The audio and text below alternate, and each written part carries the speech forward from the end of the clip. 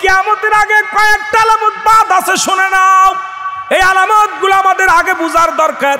খালি বলি কিয়ামত শুরু হয়ে গেছে, কিয়ামতের সময় আসছে, খালি কথায় কথায় বলি কিয়ামত সংঘটিত হবে কিছুক্ষণের মধ্যে। কিয়ামতের আগে মুসলমান শুনে নাও, 3টা ভূমিকম্প হবে। ইমাম মেহেদী আলাইহিস সালাম প্রকাশের পরে 3টা ভূমিকম্প হবে। একটা ভূমিকম্প হবে পূর্বাঞ্চলে, একটা হবে মধ্যপ্রাচ্যে, একটা হবে পশ্চিমাঞ্চলে। আর আবার মুসলমান শুনে নাও, সন্ধ্যা থেকে শুরু করে পরে 24 ঘন্টা একটা বৃষ্টি হবে।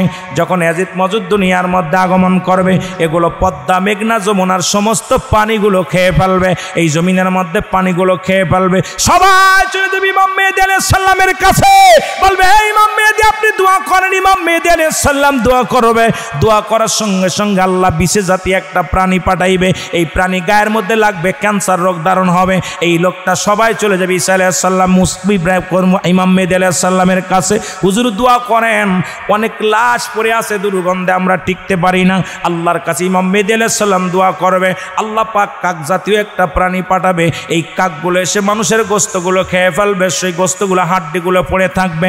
ইমাম মেহেদী আলাইহিস সালামের কাছে আবার লোকজন দৌড়ায়া যাবে, হে হুজুর একটু দোয়া করেন, আমাদেরকে বাঁচান। আল্লাহ তাআলা তখন একটা বৃষ্টি বর্ষণ করবে। এই বৃষ্টিতে পদ্মা, মেঘনা, যমুনা সমস্ত নদীগুলো আবার ভরপুর হয়ে যাবে। পৃথিবীর হাড্ডিগুলো ভেসে ভেসে নদী নালার মধ্যে প্রবেশ করবে। এই জমিনের মধ্যে শান্তি ফিরে আসবে, মানুষ অবমাননা দূর হয়ে যাবে। মেঘ মুসলমান দুনিয়ার যত সম্পদ আছে, এই সম্পদগুলো উত্তোলন হয়ে যাবে। কোনো বৈজ্ঞানিক লাগবে না, কোনো কল লাগবে না, কোনো মেশিন লাগবে না। আল্লাহ পাক নিজ থেকে একা একাই সমস্ত খনিগুলো উঠে যাবে, মানুষগুলো ভোগ করবে, মানুষের মধ্যে অভাব থাকবে না। সুন্দরভাবে প্রবেশ করতে লাগবে, সুন্দরভাবে ইবাদত বন্দেগি করতে লাগবে। এমন সময় মুসলমান শুনে নাও, একটা কালা ধোঁয়া আসবে। এই ধোঁয়াটা ইমানদারের নাকে লাগবে, ইমানদারের ঠান্ডা জ্বর হবে, নাক দিয়ে পানি বাইর হবে। বেঈমানদের 8টা ছিদ্রা দিয়ে ধোঁয়া বাইর হবে। বেঈমানগুলো মারা যাবে, ইমানদারগুলো অস্থির হয়ে যাবে, ইমান কিছু কিছু হারায় ফেলবে। এই সময় খানে দাজ্জাল জমিনের মধ্যে নেমে আসবে। এইখানে দাজ্জাল এসে মাত্র 40 দিন দুনিয়ার মধ্যে থাকবে। এই 40টা দিনে সারা পৃথিবী খায়ের করবে। মুসলমান শোনে, ঈসা আলাইহিস সালাম একটা খোলা তরবারি নিয়ে দাবড় দিবে, খানে দাজ্জালকে একটা দাবড় মারবে। দৌড়ায়া যায় তারাইতে দাবড়াইতে খানে দাজ্জাল কাবা শরীফের বাজার, কাবা শরীফের ডান গেটের সামনে দাঁড়াবে। ঈসা আলাইহিস সালাম তার খোলা তরবারি দিয়ে এক কবেতারে দ্বিখণ্ডিত করে ফেলবে। ঈসা আলাইহিস সালাম যখন হত্যা করবে খানে দাজ্জালকে, আমার আল্লাহ বলবে আজরাইল যাও যাও, আমার ঈসা আলাইহিস সালামের মিশন শেষ হয়ে গেছে, তাকে তাড়াতাড়ি নিয়ে চলে আসো। ঈসা আলাইহিস সালামের ইন্তেকাল হয়ে যাবে। ঈসা আলাইহিস সালামের দাফন কাফন কোথায় হবে নবীজি বলে গেছে। যারা মক্কা মদিনায় গেছেন, রাসূলুল্লাহর পায়ের গোড়ে একটা জায়গা আছে, রাসূলের পায়ের গোড়ে একটা জায়গা আছে, একটা কবরের জায়গা রাখছে। আমার নবী বলছে আর শেষ জামানার নবী, আমার নবী বলে গেছে আমার পায়ে আমার উম্মত হইয়া একজন নবী আসবে, তিনি ঈসা আলাইহিস সালাম। তিনি ওই কাকে মুসলমান খানে দাজ্জালকে হত্যা করার পর আমি আল্লাহর নবী অত্যন্ত তার উপরে খুশি হয়ে যাব, রাজি হয়ে যাব। আমার পায়ের গোড়ে একটু জায়গা রেখে দিলাম, এই পায়ের গোড়ে ঈসা নবীর কবর হবে। জোরে জোরে চিল্লায় বলেন মারহাবা। ঈসা আলাইহিস সালামের দাফন জানাজা পড়াবে কে? হযরত ইমাম মেহেদী আলাইহিস সালাম। জানাজা পড়ানোর পর ইমাম মেহেদী একাকার হয়ে যাবে, শুধু কাঁদবে, আল্লাহ আমি যার সাথে আমার একটা সঙ্গী দিলা তার তুমি নিয়ে গেল, আল্লাহ ও আমার আল্লাহ আমি এখন একাকার হয়ে গেলাম।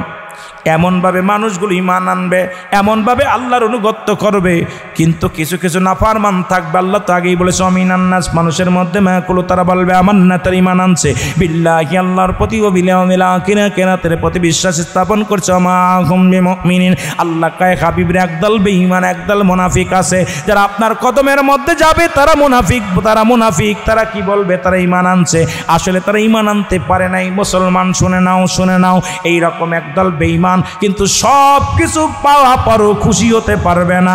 তখন আল্লাহ তাআলা এই দুনিয়ার মধ্যে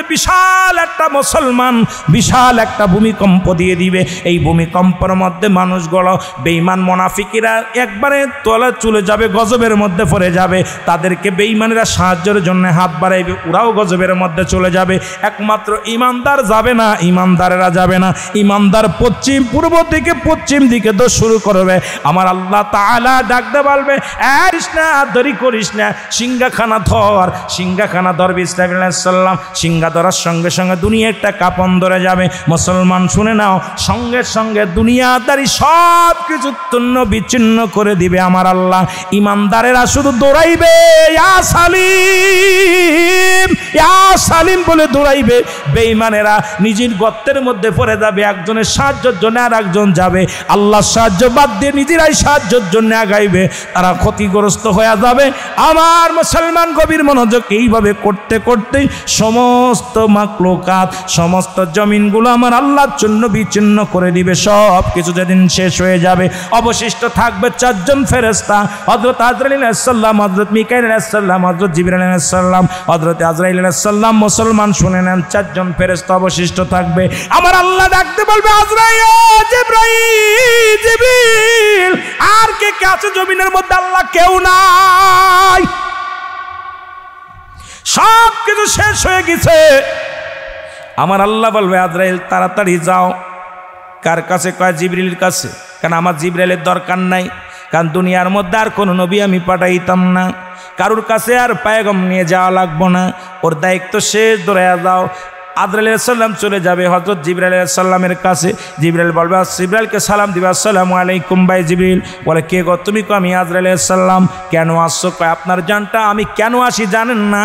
আমি তো জীবনে একবার প্রতিটা মানুষ, প্রতিটা মাখলুকাতের কাছে আসার দায়িত্ব আমার আল্লাহ দিয়েছে। সুতরাং আমার আল্লাহ হলো স্রষ্টা, আমরা সৃষ্টি, আমার যে দায়িত্ব সেই দায়িত্ব পালন করতে এসেছি। জিবরিল আমিন ডাকতে বলে, মালিক,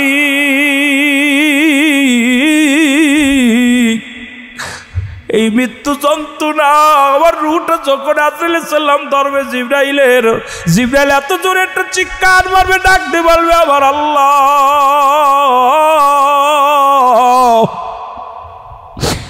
আল্লাহ, এত কষ্ট, মৃত্যু যন্ত্রণা আমি সইতে পারি না, আমার একটু দয়া করা যাবে না? আল্লাহ বলবেন, আরে জিবরিল না, আমি স্রষ্টা থাকবো, সৃষ্টি থাকবে না, কোনো আপিল চলবে না, জানটা বাইর হয়ে যাবে। আজরাইল আলাইহিস সালামকে ডাকতে বলবে, যাও মিকাইলের কাছে, মিকাইলকে নিয়ে আসো। মিকাইল একই রকম চিৎকার মারবে, চলে যাও জিবরিল। আজরাইল আলাইহিস সালাম চলে যাবে বাজান রে ইসরাফিলের কাছে। ইসরাফিল একই অবস্থা, তিনজনের জানটা যখন বাইর হয়ে যাবে, আজরাইল আল্লাহ ডাকতে বলবে, আজরাইল এখন কে? আমি আর আপনি। আল্লাহু আকবার। আজরাইল চিৎকার মেরে কয়, মালিক, ও আমার আল্লাহ, আমার রুটা দেওয়া লাগবে। বলে, হা, দেরি করো না, নিজের রুটা নিজে দাও। কেমনে দিব? কয়, নিজের হাতটা ঢুকায়া দাও গালের মধ্যে, মুখের মধ্যে। ওই না তুমি 32 পাটি দাঁত, বিশাল বড় তুমি আকৃতি, এই গালের মধ্যে হাতটা লাগা দাও, দেরি করো না, দেরি করো না। আজরাইল নিজের জবানের মধ্যে, গালের মধ্যে হাতটা দিয়ে যখন রুহটা ধরবে, একটা চিৎকার বেরে আজরাইল বলবে, আল্লাহ, এই মৃত্যু যন্ত্রণা এত কঠিন আমি আগে জানি না। এই পৃথিবীর মধ্যে এত কষ্ট, মৃত্যু যন্ত্রণা আমি আজরাইল আগে বুঝতে পারি না। আল্লাহ গো, আমারে কি তুমি দয়া করতে পারো না? একটু দয়া করো, আমারে বাঁচ। আমার আল্লাহ বলবে, আজরাইল কোনো আপিল চলবে না, দাও তোমার রুহটা দিয়ে দাও। আজরাইল নিজের রুহটা নিজে ধরবে আর চিৎকার মারবে, নিজের রুহটা ধরবে আর চিৎকার মারবে, এমন জোরে একটা চিৎকার মারবে আজরাইল, ওই চিৎকারটা তো দুনিয়ার মানুষ এখনকার জামানায় শুনতে ভয়, অল পৃথিবীটা তছনছ হয়ে যাবে। জোরে জোরে বলো আল্লাহু আকবার। এরে তোমার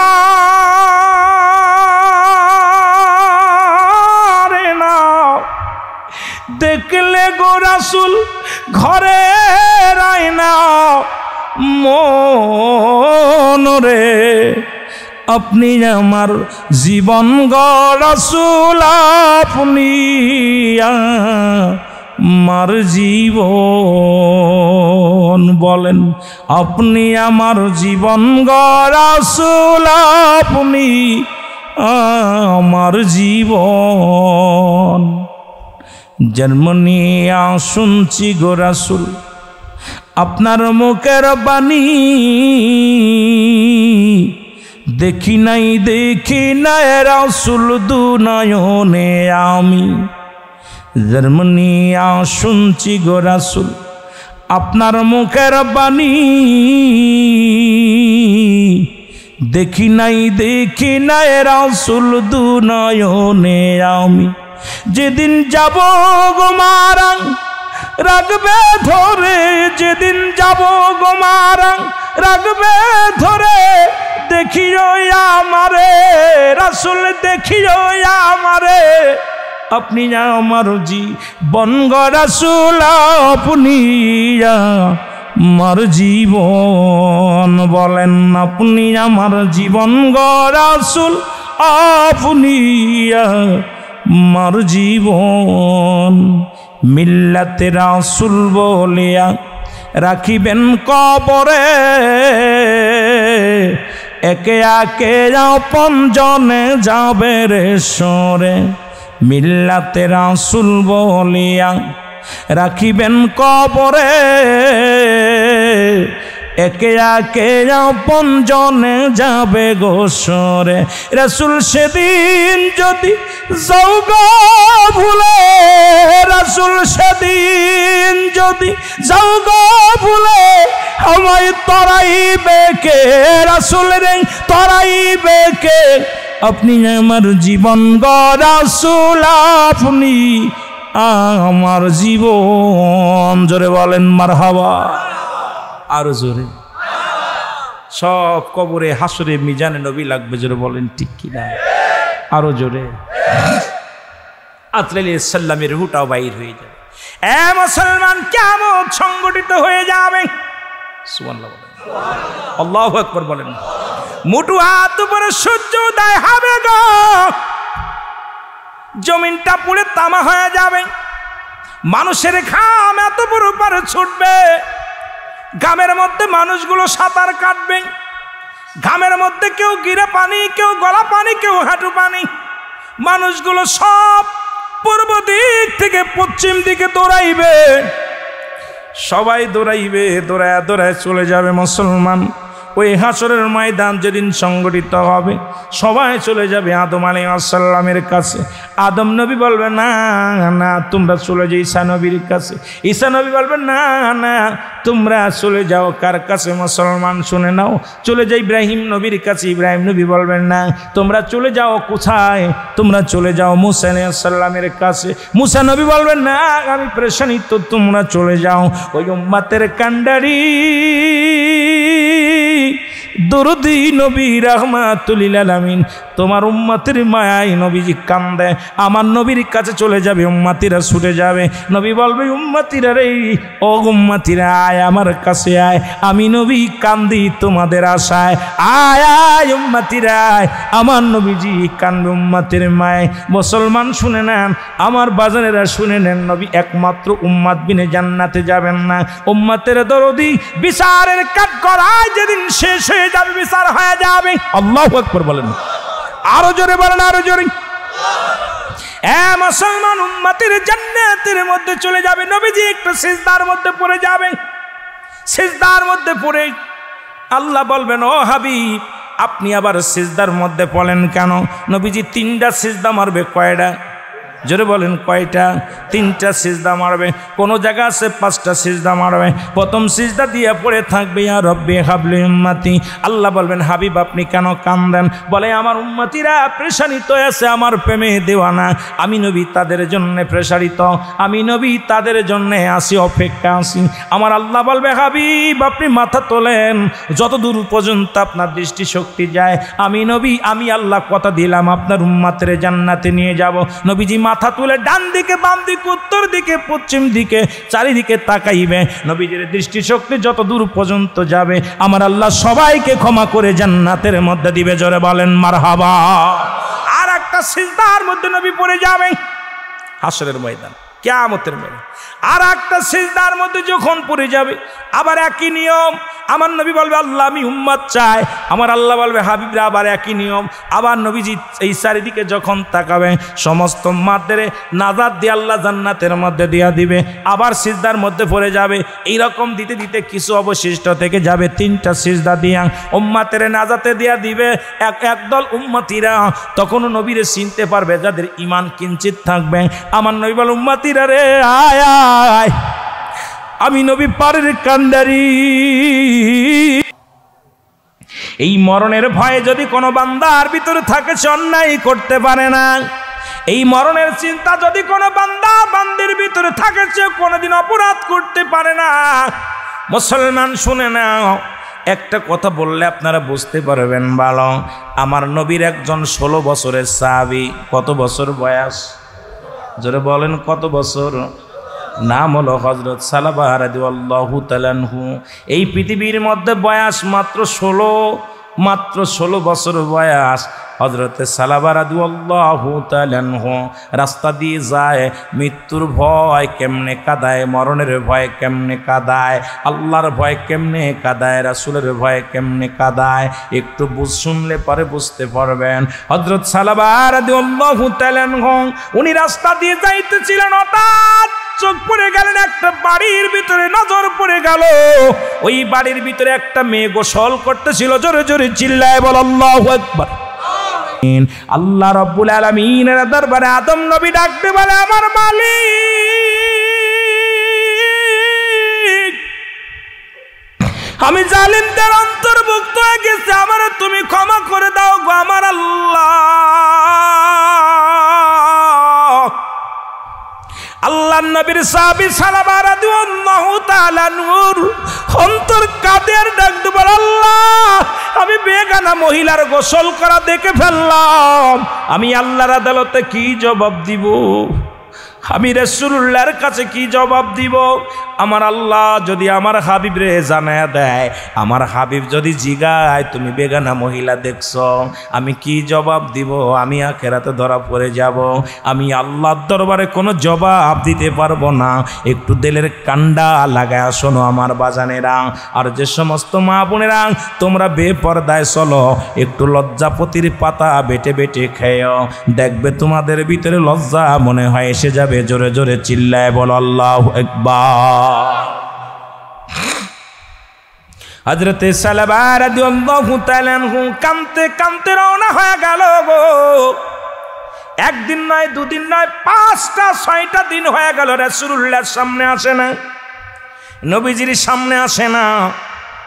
কেমন সাহাবী, মাত্র 16 বছর বয়স, নবীর কদমের মধ্যে আসে না।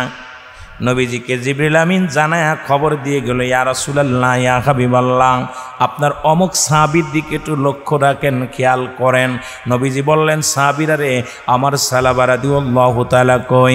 আমার যুবক সাহাবী, সেই 16 বছরের যুবক কই? আজ কয়টা দিন তো আমি দেখতে পাই না। সাহাবীরা বলে, ইয়া রাসূলুল্লাহ, ইয়া হাবিবাল্লাহ, আমরা খবর নিছি তার বাড়ি পর্যন্ত, খবর নিছি বাড়িতেও নাই, বাড়ি থেকে কোথায় গেছে কেউ বলতে পারে না, কেউ তার খবর জানে না। আল্লাহর নবী বললেন, সাহাবীরা রে, তার খোঁজ লাগাও, মক্কা মদিনার বুকে ঘোরো, না জানি আমার প্রিয় সাহাবীটাকে দুশমনেরা মেরে ফেলছে রে, না জানি আমার সাহাবীকে চির বিদায় করে দিছে গো। নবীজি চোখের পানি ছেড়ে সাহাবীর জন্য কান্দে। নবী ডাকতে বলেন, আমার সাহাবীরা শোনো। সব সাহাবীরা আসলেন কে? আমার নবীজি হুকুম দিলেন, হযরত উমর ফারুক রাদিয়াল্লাহু তাআলা আনহুকে ডাকতে বলেন, ওমর, আমার সাহাবীকে তুমি আমার সাহাবীর সন্ধান দাও, আমার সাহাবীর খবর নাও, কোথায় আছে, কি হালাতে আছে, একটু খবর আমারে জানাও। হযরত উমর ফারুকের সাথে হযরত সালমান ফারসিকেও খবর দিলেন, ভাই তোমরা খবর নাও, ও মুসলমান শুনে নাও, ভালো করে জেনে নাও। কয়েকজনকে ডাকতে বললেন, তোমরা আমার হযরতে সালাবার খবর নাও। সালাবার খবর নিবে, কোথায় পাবে? সালাবারে কোথাও পাওয়া যায় না। খুঁজতে খুঁজতে তন্ন তন্ন করে খুঁজতে লাগলেন। একটা দিন নয়, দুটি দিন নয়, 40টা দিন পার হয়ে গেল। কয়দিন? 40টা দিন সাহাবীর খোঁজে পাগল হয়ে গেলেন। হযরত উমরে ফারুক খুঁজতে খুঁজতে পাহাড়ি অঞ্চলে গেলেন। আপনাদের আসতে পথে যেমন পাহাড় দেখে আসলাম, ওই পাহাড়ি অঞ্চলে যায় লোকজনদের বলে, ভাইরা তোমরা কি সালাবাকে দেখেছো? লোকজন বলে, সালাবা আবার কে? বলে, নবীর একজন প্রিয় সাহাবী। বলে, আমরা সালাবারে চিনি না, তবে একজন চিকন চাকন মানুষ, লম্বা চওড়া মানুষটা এইরকম, মানুষের এইরকম গঠনটা এইরকম, তার চোখ দুটি আমরা দেখেছি প্রতিদিন সকালবেলা পাহাড় থেকে নেমে আসে, আবার সন্ধ্যা লেগে গেলে পাহাড়ে উঠে যায়।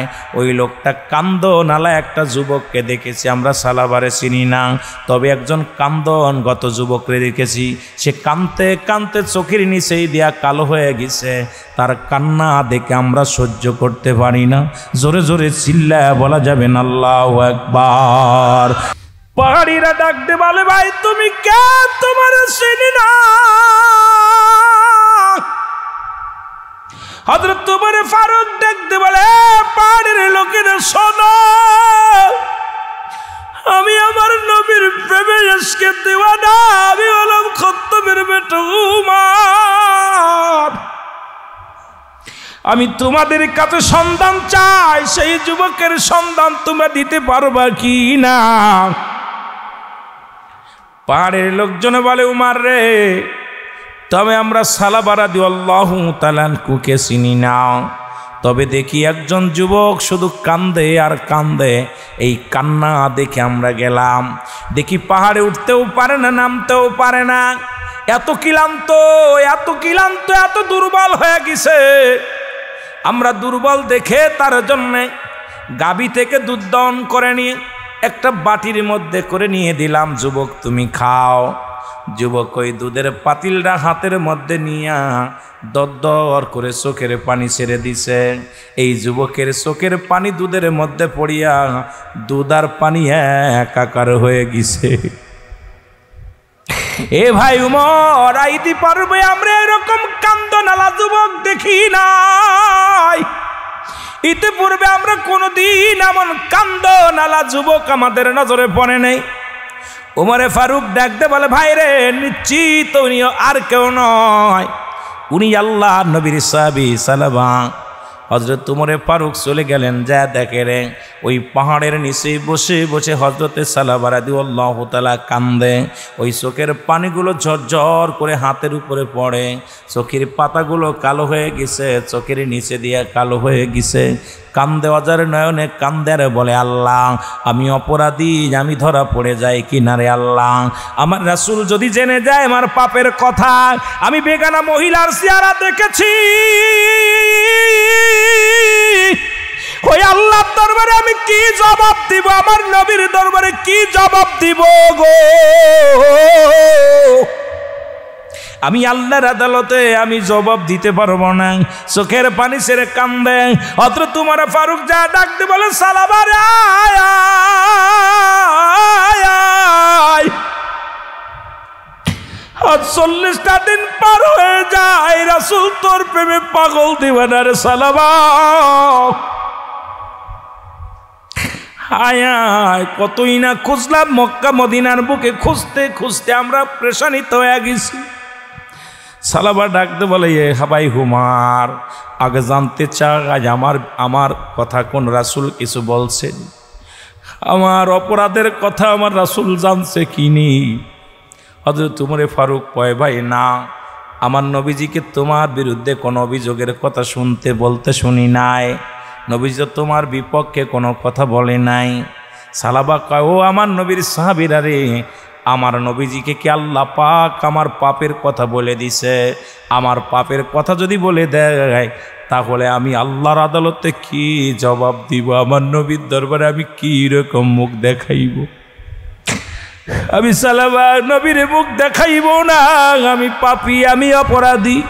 এ যুবক বন্ধুরা, কত পরের মেয়ে নিয়ে চলে যাও পার্কে, কত নদীর ধারে পদ্মার ধারে ঘুরতে যাও, কতই না ট্যালেন্ট দেখার জন্য রাতের অন্ধকারে যখন যায়, রাত 2টা 3টা বাজে দেখি ওই না মুসলমান ওই বঙ্গবন্ধু ট্রেনের নিচে দিয়া উপরে দিয়া আমার দেশের কত বেগানা পুরুষ কত নারীগুলো টিকটক করে। একবারও কি মরণের চিন্তা হয় না, একবারও কি মরণের ভয়ে জাগে না? কত যুবক দুনিয়া থেকে বিদায় হয়ে গেল, কত যুবতী দুনিয়া থেকে বিদায় হয়ে গেল। কেউ তো দুনিয়ার মধ্যে থাকবো না, থাকা সম্ভব নয়। এই জন্য আমি কবর হাসরের দিকে গেছি, আস্তে আস্তে যাবো রে মুসলমান। এই চিন্তা যার মধ্যে নাই, তুমি কেমনে পাপ করো ও মুসলমান, কেমনে তুমি অন্যায় করো কেমনে, একবার কি চিন্তা করার দরকার আছে কিনা? আমি দুনিয়ায় চিরস্থায়ী নয়, ক্ষণস্থায়ী। কখন যেন ডাক এসে যাবে, দুনিয়া থেকে বিদায় হয়ে যাব। আল্লাহ ওই মরণের আগে আমাদের ঈমানটাকে তাজা বানায়া দিও, জোরে বলে না আমি। এ দুনিয়ার মুসলমান শুনে নাও, আমি যে কথা বলতেছিলাম, হযরত সালামাকে বুকের সাথে টান দিয়া হযরত ওমরে ফারুক ডাকতে বলে, সালামা রে, তোমার জন্য নবী দিওয়ানা, তোমার জন্য নবী আসে, যেতে হবে রাসূলুল্লাহর কদমের মধ্যে যাইতে হবে গো। সালামা বলে, না, আমি কোন মুখ নিয়ে রাসূলুল্লাহর সামনে যাব? সালামাকে জোর করে রাসূলের কদমের মধ্যে নিয়ে আসলেন।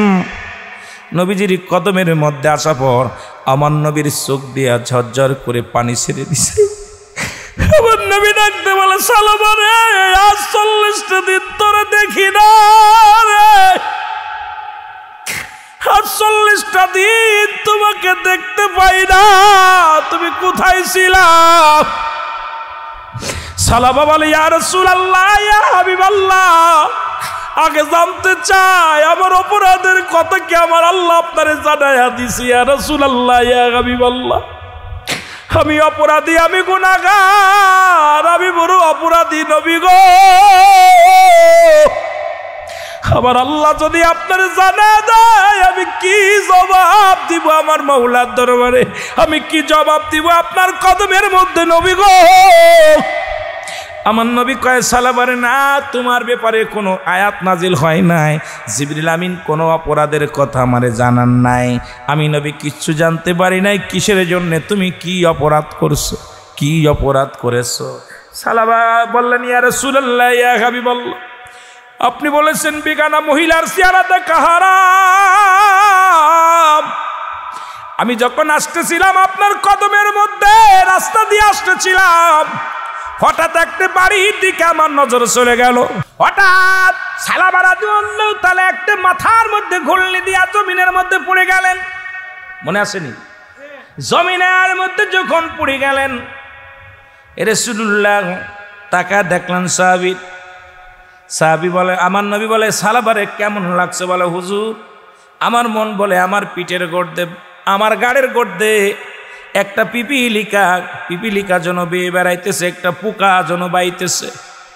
আমার নবী কয়, সাহাবীরা রে, আমার সালাবা দুনিয়ার মধ্যে বেশিক্ষণ থাকবে না, তোমরা কে কোথায় আছো দোয়া করো, আমার সালাবার জন্য কোরআন তেলাওয়াত করো, আমার সালাবার জন্য দোয়া দুরূদ পড়ো, আমার সালাবার চারিপাশে দাঁড়ায়া তোমরা কালেমা পড়ো।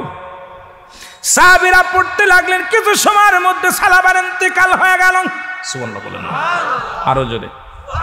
কিছুক্ষণের মধ্যে ইন্তেকাল হয়ে গেল। নবীজি দু চোখের পানি ছেড়ে দিল। সালাবার মৃত্যুদেহ রাসূলুল্লাহর সামনে। সাহাবীরাও কান্দে, নবীজিও কান্দে। আমার নবী বলে, সালাবারে গোসল করাও।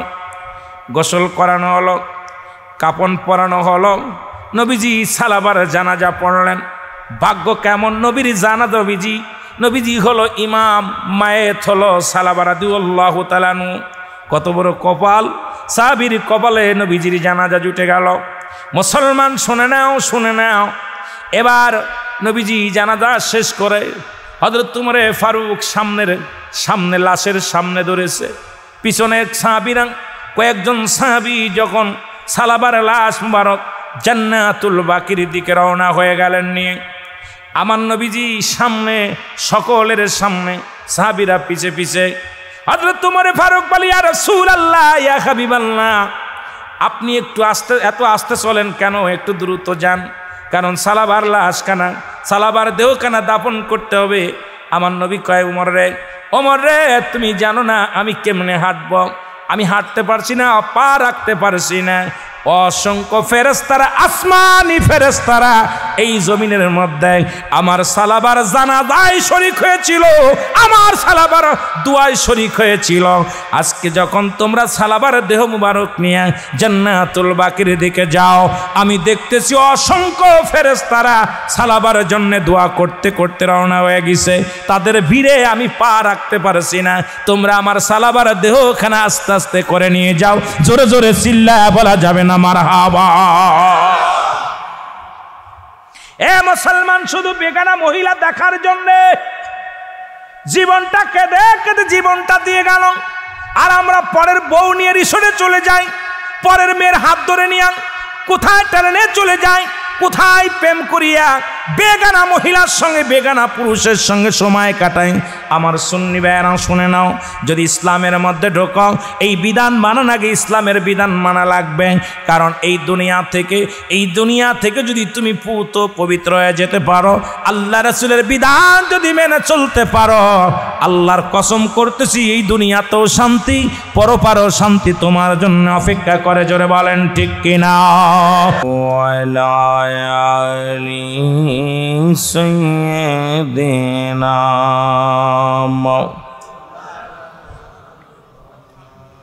ও মনার কত কাল করবি হেলা,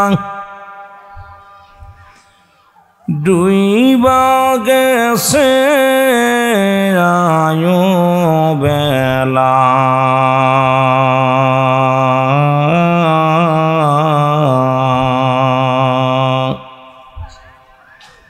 ছেড়ে দাও মন খেলাধুলা, পাক নামে মুহাম্মাদ আল্লাহুম্মা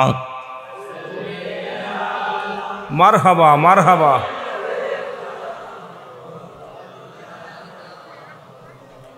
এই পাশে পার্টির ব্যবস্থা করুন। আলা আলি সাইয়্যিদিনা, তুমি ভেবে দেখো মনে মনে, প্রেম করছনি নবীর সনে,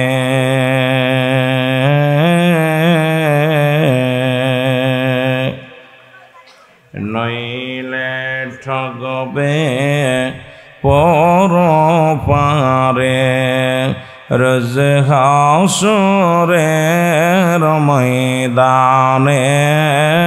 আল্লাহুম্মা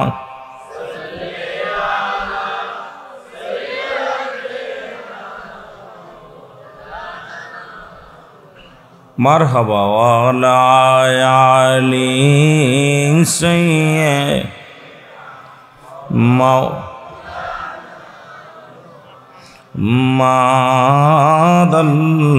আল্লাহুম্মা সাল্লি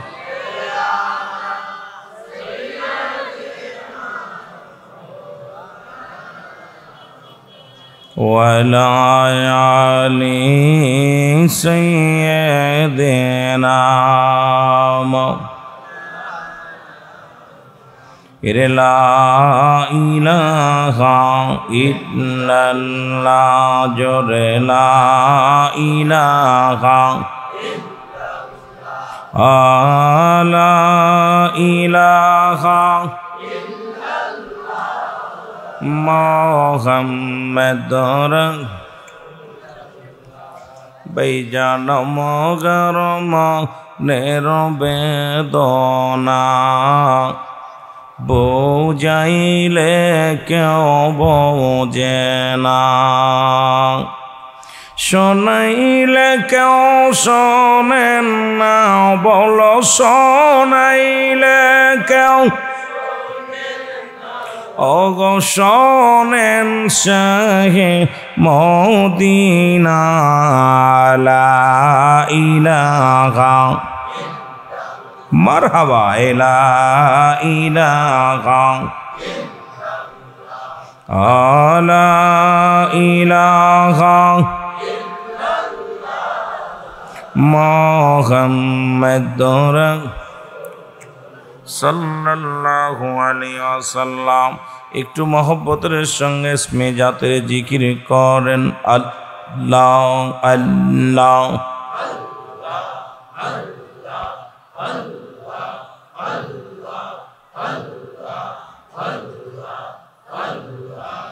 আল্লাহ আল্লাহ আল্লাহ আল্লাহ বুঝমন আমার ডবল বেলা দেখনা সাহিয়া আল্লাহ আল্লাহ ও বুঝমন আমার ডবল বেলা দেখনা সাহিয়া আল্লাহ আল্লাহ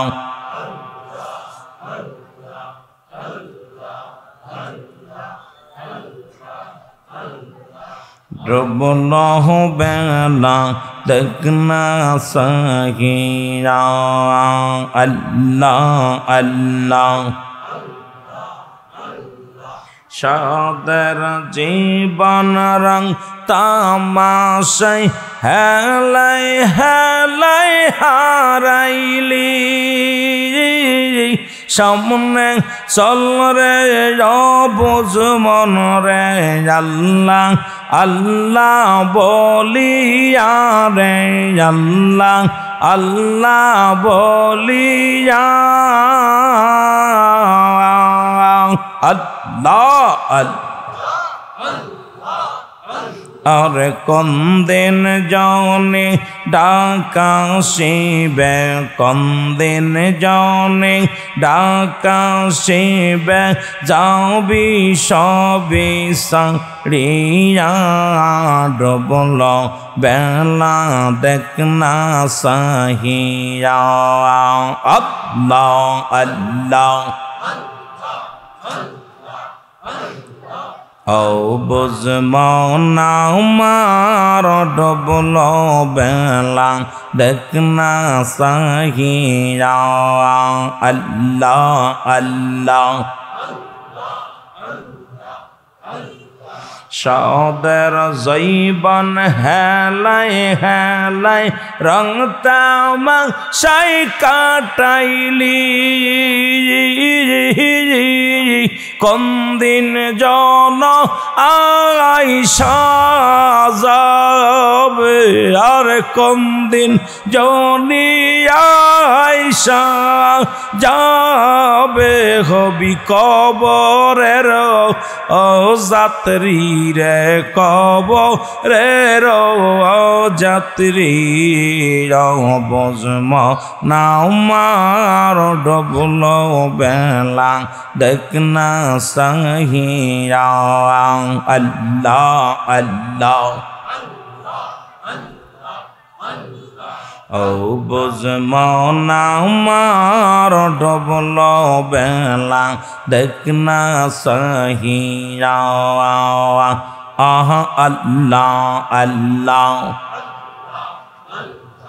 ভাই বন্ধু তোরা আপন জনা কেউ তো সঙ্গে যাবে না তিন টুকরা সাদা কাপুর মাটির বিছানা রে মন মাটির বিছানা আল্লাহ আল্লাহ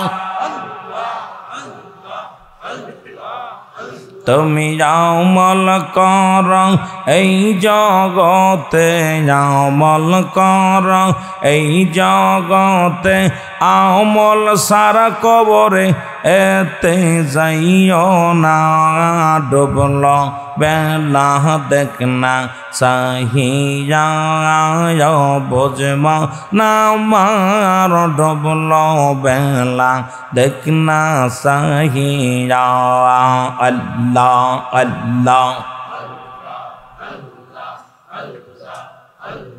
লা ইলাহা ইল্লাল্লাহু মুহাম্মাদুর রাসূলুল্লাহ। মোহাম্মদিয়া সুন্নিয়া গাউসিয়া আজকের এই স্মৃতি সংসদের উদ্যোগে আজকের এই সংগঠন অত্যন্ত একটা সুন্দর সংগঠন। এই সংগঠনের উদ্যোগে ঐতিহাসিক আজিমুসান রিয়াজুল জান্নাহ বেস্তের বাগান সুন্নি